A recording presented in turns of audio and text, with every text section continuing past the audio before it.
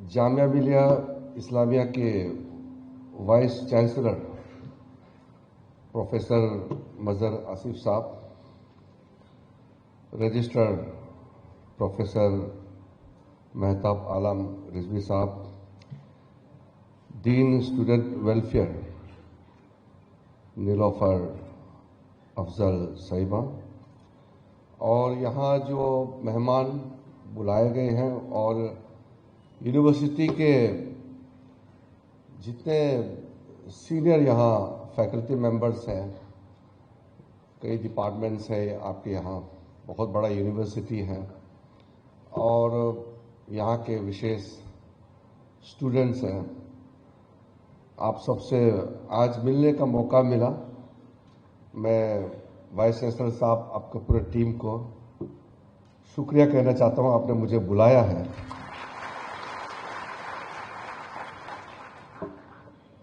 Vice chancellor साहब और हमारे रजिस्ट्रार साहब का भी सुना, और आपके जो यूनिवर्सिटी के जो गीत है, सॉन्ग है, और यहाँ जो पेशकश की गई है वो भी सुना। तो मुझे महसूस हो रहा है कि उर्दू ज़बान ठीक से नहीं जानने का क्या नतीजा होता है। खास मैंने उर्दू में माहिरत हासिल किया होता तो आज मैं खूब जवाब देता, शायर बनकर के पूरा शायरी यहाँ बिछा देता, लेकिन ये मेरा कमजोरी है। लेकिन उर्दू ज़बान इतना खूबसूरत है, इससे ज़्यादा खूबसूरत ज़बान इस दुनिया में कहीं नहीं है, और मैंने हमेशा महसूस किया है। जामिया मिलिया इस्लामिया का अपना एक पहचान है, वो आपके यूनिवर्सिटी के गीत में भी बहुत खूबसूरती से इसको बताया गया है। बहुत विशेष ये यूनिवर्सिटी है, और जो कंसेप्ट है, जिसकी सोच से ये यूनिवर्सिटी का इस्टेब्लिशमेंट हुई, नई तालीम, और वीसी साहब ने अच्छी तरह से उसको बताया है। ये एक राष्ट्रवादी सोच देश के लिए, हिंदुस्तान के लिए किस तरीके से अपने भविष्य, अपने जीवन, जिंदगी को देश और समाज के लिए झोंक देना है।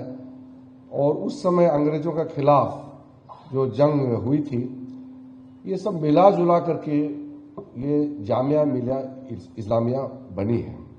मैं आज के इस 105th फाउंडेशन डे पर मैं याद करना चाहता हूं अपने ओर से हमारे देश का, जिसको हम फादर ऑफ द नेशन कहते हैं, महात्मा गांधी जी, और मशहूर पोएट रविंद्रनाथ टैगोर, सरोजनी नायडू, मौलाना अबुल कलाम आजाद, कई लुमिनरीज हैं, मौलाना मोहम्मद अली जौहर, AM Khwaja, Maulana Mahmood Hasan, Hakim Ajmal Khan, doctor MA Ansari, doctor Zakir Hussain, doctor Mohammad Mujeeb, और कई ऐसे ग्रेट सोल्स जिसके बदौलत ये यूनिवर्सिटी जामिया मिलिया इस्लामिया का इस्टेब्लिशमेंट होकर के आज 105 साल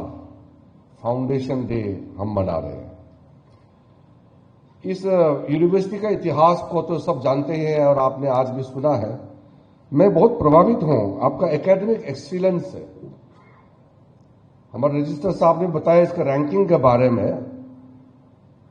और जिस तरीके से आपका रैंकिंग टॉप में रहे हैं, और NASC का A++ ग्रेड पे आपका जो एक्रेडिटेड यूनिवर्सिटी का जिस तरीके से आपका इंप्रेसिव कैटलॉग है, यहां 11 फैकल्टीज और 48 डिपार्टमेंट्स और 28 centres of excellence and research.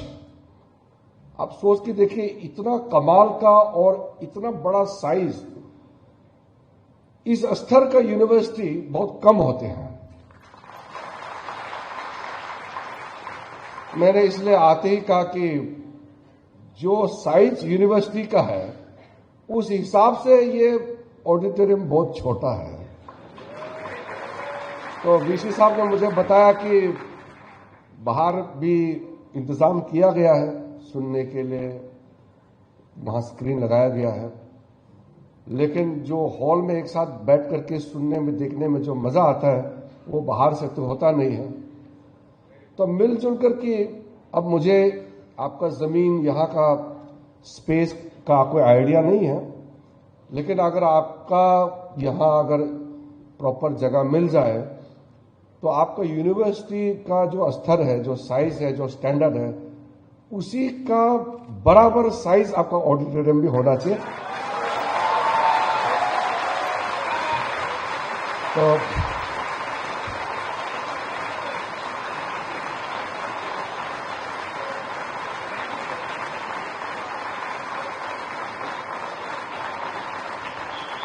शुक्रिया जी। तो जो कुछ स्कीम्स हमने अपने ओर से, हमारा माइनॉरिटी अफेयर्स मिनिस्ट्री से मदद हमने कोशिश की है, आगे मिलजुल करके ऑडिटोरियम के लिए भी हम लोग सब मिलकर काम करेंगे।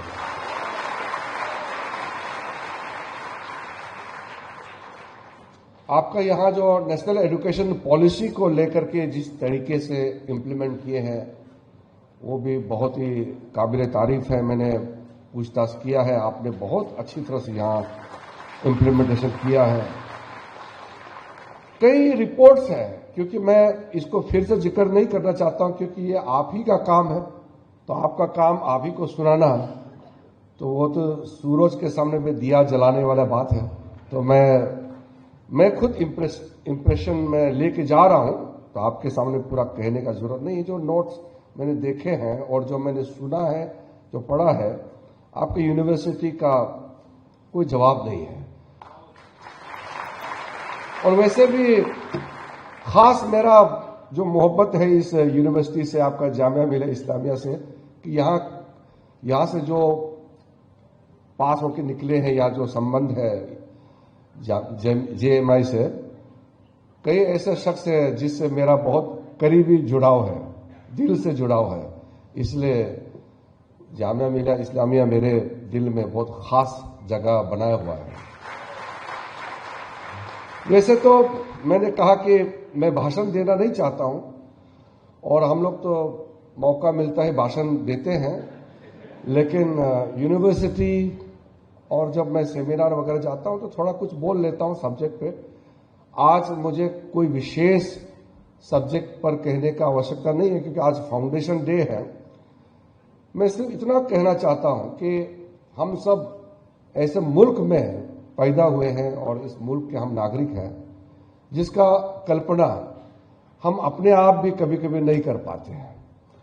आज के ज़माने में ये सोशल मीडिया और बहुत एग्रेसिव मीडिया के ज़माने में कई चीज़ें सुनने को मिलेंगे, कई बातें भी होते हैं, और ये लोकतंत्र है, पार्लियामेंट्री डेमोक्रेसी है। तो पार्लियामेंट्री डेमोक्रेसी में अपने बात रखने के लिए, अपना तर्क रखने के लिए इतना पुरजोर पक्ष रखते हैं कि कभी कभी इससे काफी पोलराइजेशन होते हैं।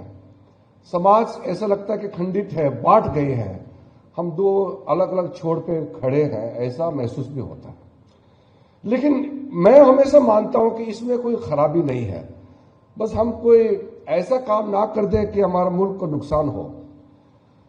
क्योंकि ये देश पार्लियामेंट्री डेमोक्रेसी है और हमारे पार्लियामेंट के अंदर में देश के कोने कोने से लोग अपना प्रतिनिधि चुन करके भेजते हैं। यानी कि हिंदुस्तान में हम अपने आप को शासन करते हैं अपने प्रतिनिधि के माध्यम से। हम नुमाइंदा चुनते हैं और अपने आप को हम चलाते हैं। ये मूल है डेमोक्रेसी का।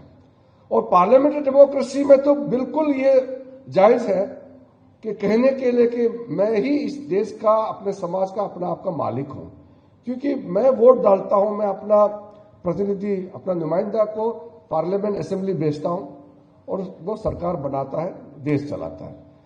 तो इसमें कभी कभी लोग देखते हैं कि पार्लियामेंट में बहुत भयंकर विरोध होते हैं और इतना हंगामा होता है, तो एक पार्लियामेंट्री अफेयर्स मंत्री होने के नाते मुझे कई दिक्कतें सामना करना पड़ता है कि सबको समझाना फिर पार्लियामेंट चलाना ये कोई आसान नहीं है।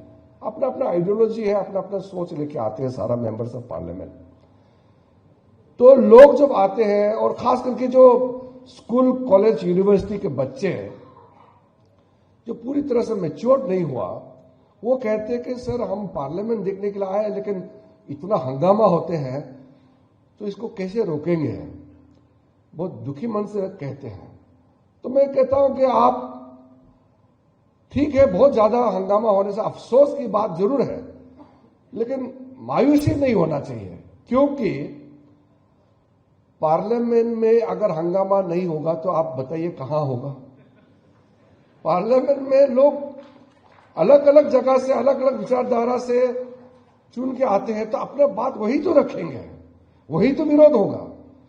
इसलिए इतना हमको चिंता होने की आवश्यकता नहीं है। और जब बिल पारित होना है तो बिल तो पारित होगा, जो सरकार में है उसका मेजोरिटी होता है और जो माइनॉरिटी है उनका भी बात सुनते हैं, लेकिन सरकार देश हित में जो काम करना होता है वो करते हैं।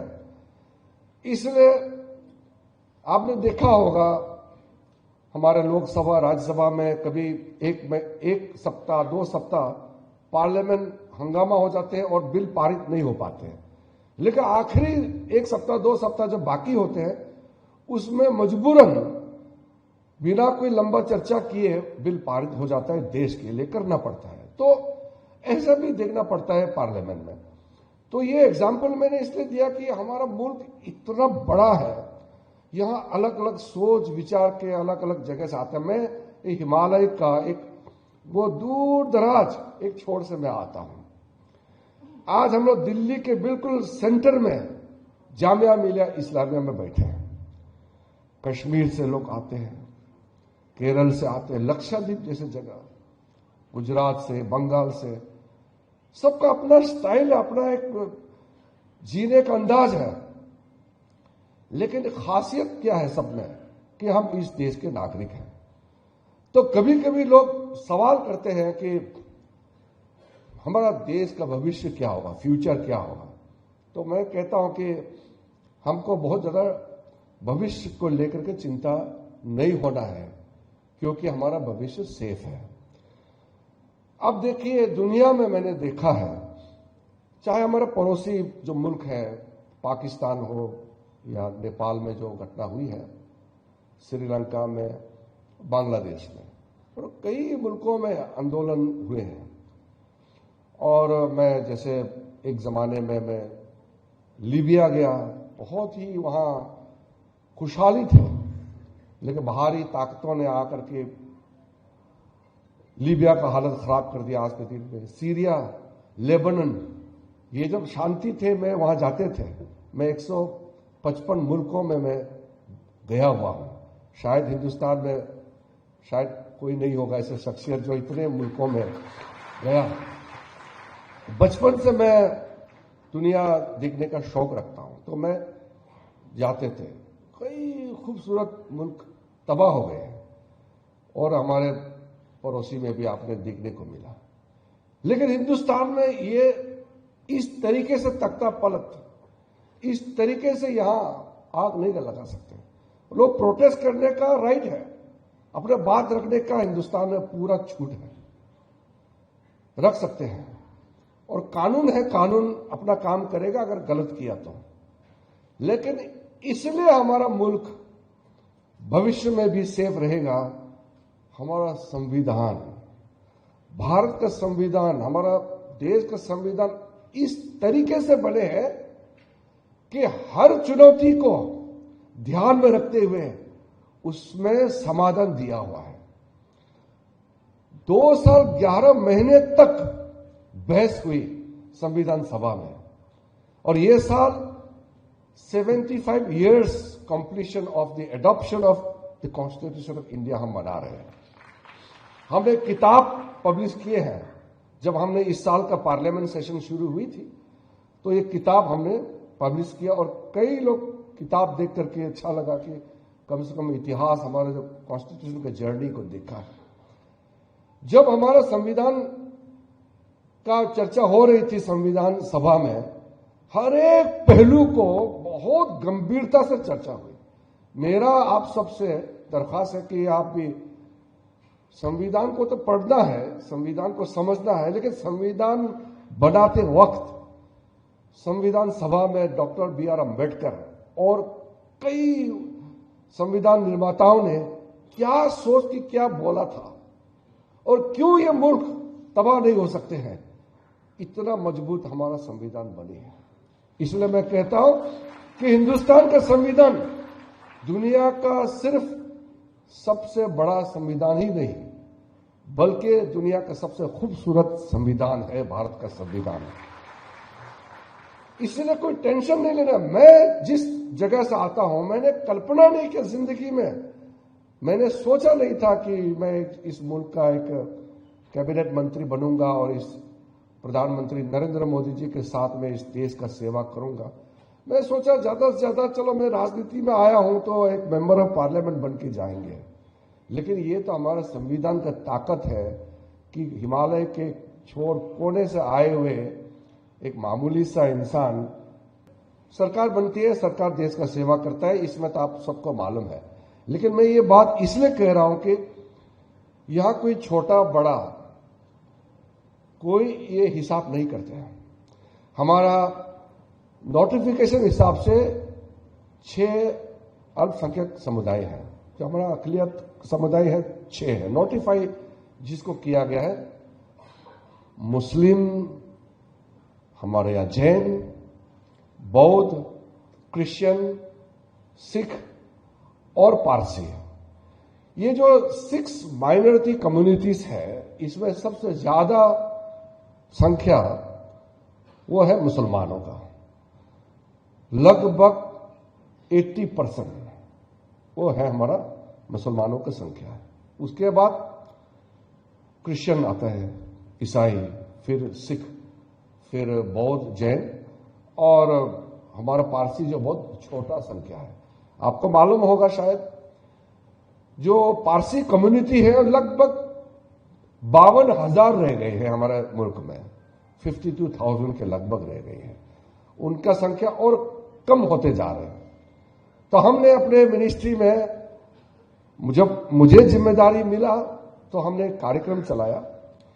हम दुनिया में पॉपुलेशन कंट्रोल की बात कर रहे हैं, लेकिन एक कम्युनिटी है जो लुप्त होने वाले हैं, तो हमने कार्यक्रम चलाया जियो पारसी। जियो मतलब आगे जीते रहना है। तो उनका पॉपुलेशन, वो पारसी के लोग लुप्त ना हो जाए इस दुनिया से, तो हमने विशेष कार्यक्रम चलाया है जिससे पारसी के लोग काफी खुश हैं। हम चाहते हैं कि इस अगले 25-30 साल के अंदर में उसकी संख्या कम से कम 70-80 हजार तक हम पहुंचाए। तो इसका मतलब क्या है, हमारा देश में छोटा कम्युनिटी के लिए भी सोचने का जो दायित्व है वो सरकार का है।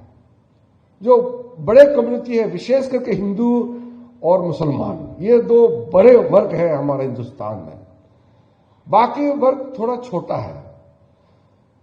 तो ये जो हिंदू मुसलमान में अगर अच्छी तरह से शांति से इस देश को बनाने का जो सौहार्द है बनाए करके, हार्मोनियस हमारा को एग्जिस्टेंस, जिस सोच विचार के साथ हमारा देश बनी है, अगर वो रहेंगे तो फिर बाकी जो जितने भी हमारे कम्युनिटीज हैं वो इस सफर में मजबूती से आगे अपना योगदान देते रहेंगे। तो जामिया मिलिया इस्लामिया एक ऐसा सेंटर है, यहां से हिंदुस्तान का सबसे पॉजिटिव मैसेज जा सकते हैं।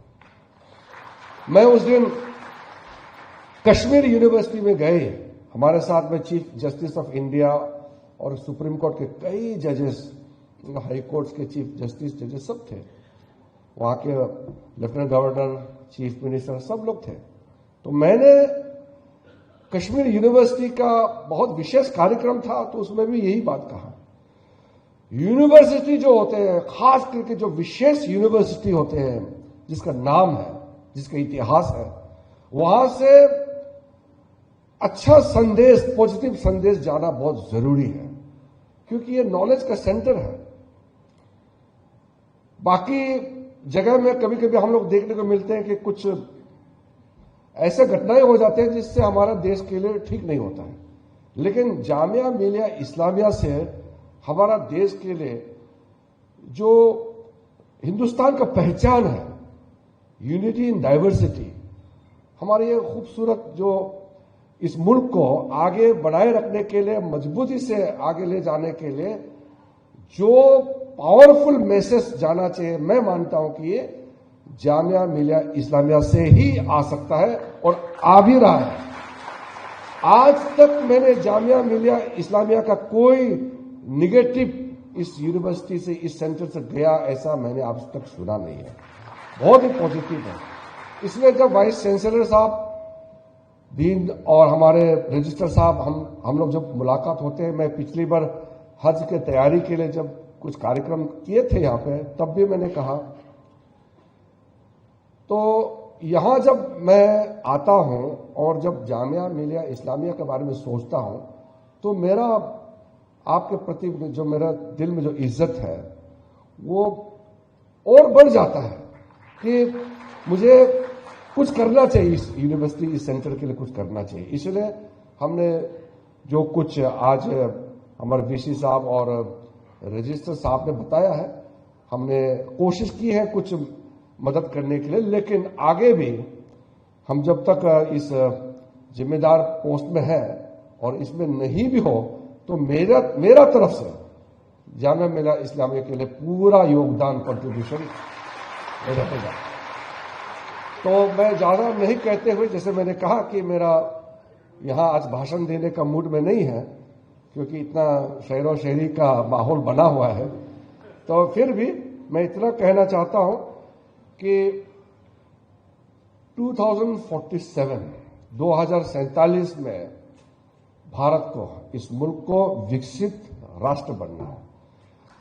तो हमारे देश का प्रधानमंत्री नरेंद्र मोदी जी ने जो नारा लगाया है, तो उसको पूरा करने के लिए हमारे पास कितना समय बाकी है?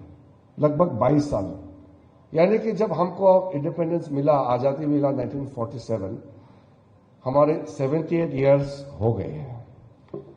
तो 100 साल जब हम आजादी का जश्न मनाएंगे तो मुल्क एक विकसित राष्ट्र बन जाना चाहिए, तो हमारे पास लगभग 22 साल बाकी है।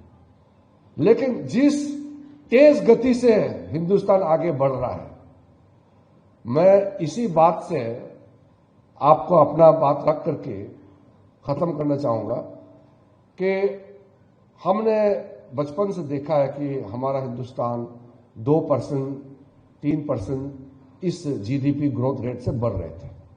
हम भी फ्रस्ट्रेशन में थे।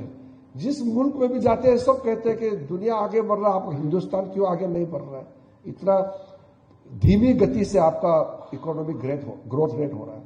चाइना 10% में ग्रो हो रहा था। ये साउथ ईस्ट एशिया, कोरिया वगैरह, जो मलेशिया, सिंगापुर, ताइवान, हांगकांग, ये कितना तेजी से आगे बढ़ रहा था। पश्चिमी देश आगे बढ़ चुके थे और हिंदुस्तान उस समय 2% से आगे बढ़ रहा था। और आज पूरा दुनिया 2% मुश्किल से बढ़ रहा है और हिंदुस्तान 7% से आगे निकल गए हैं। तो ये जो बदलाव हुए हैं, इसको समझना होगा। अब इस स्पीड में, इस ग्रोथ रेट से हम अगले 2-3 साल के अंदर में दुनिया का तीसरा सबसे बड़ा और सबसे ताकतवर अर्थव्यवस्था बनने वाला है और 2047 में हिंदुस्तान विकसित राष्ट्र बन के रहेगा। इस दिशा में हम आगे बढ़ रहे हैं। तो ये बहुत खुशी की बात है जब ऐसा माहौल है देश में, दुनिया में। दुनिया का नजर अब हिंदुस्तान के ऊपर है कि हिंदुस्तान एक सपनों का देश बन रहा है धीरे धीरे। तो हमको अच्छा लगता है, इस मुल्क का एक नागरिक होने के नाते फक्र होता है। इसलिए आज इतना लीडिंग जामिया मिलिया इस्लामिया में आकर के इस माहौल में आपका 105 फाउंडेशन डे में हिस्सा लेना, और आपके इस जर्नी में आज मुझे भी हिस्सा लेने का मौका मिलना, मैं अपने आप को खुश नसीब मानता हूं। मैं फिर से वीसी साहब, रजिस्ट्रार साहब, आपके पूरे टीम जिन्होंने आज का पूरा कार्यक्रम का ये रचना की है, आपको मैं शुक्रिया करता हूं। और जितने भी यहाँ आज आए हैं, जो स्टूडेंट्स के अलावा भी कुछ इनवाइटेड गेस्ट और यहाँ स्टाफ है, आप सब ने इस 105 फाउंडेशन डे में आप सम्मिलित होकर के आप इस इतिहास में, इस ग्रेट इतिहास का जो जर्नी है, इस पल आपने अपने आप को दर्ज करके मेरा भी मान सम्मान बढ़ाया है। मैं दिल से आप सबको, पूरे यूनिवर्सिटी को, इस हिस्टोरिक यूनिवर्सिटी के अंदर में आपसे मिलकर के इस जर्नी में आज मैं साथ में आया हूं। अगले बार जो हमने आज कुछ स्कीम्स के नाम आपने भी बताया, मैं भी सोच रहा हूं, इसका कोई ना कोई फाउंडेशन इनॉग्रेशन के लिए आपके बीच में जरूर आऊंगा। शुक्रिया जी, नमस्कार।